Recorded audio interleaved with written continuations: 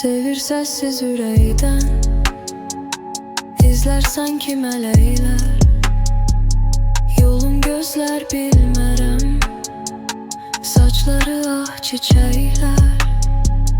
Baxma utancaq onlar, Baxmaz gözlərim sənə.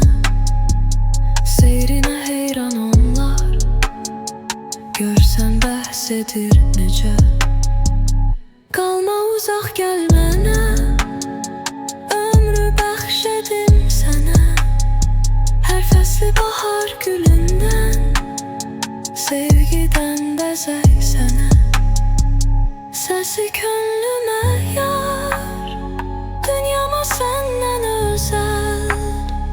Gözlərdən gözəl var, Gözlərə səndən gözəl. Sevir sessiz ürəkdən, İzlər sanki mələklər. Yolum gözlər bilmərəm, Saçları ah çiçəklər. Hər gün gözlər işıqlar, Sanki vəd edir baxışlar. Gözlər çəkmərəm ondan, Yağsa da ömrə yağışlar.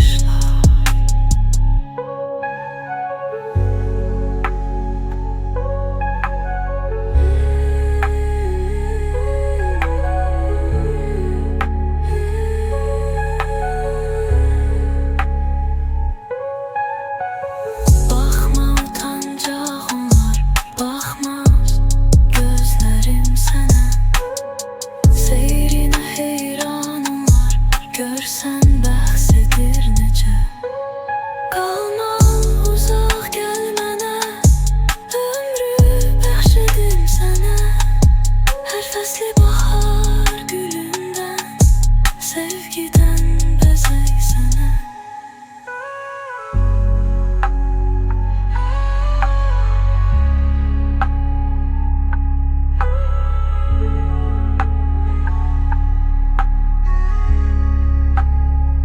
Səsi könlümə yar, Dünyama səndən özəl.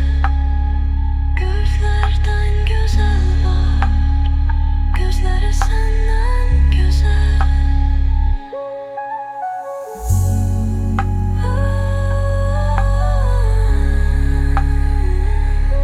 Gözlərə sən gözəl. Sevir sessiz ürəkdən, İzlər sanki mələklər. Yolum gözlər bilmərəm,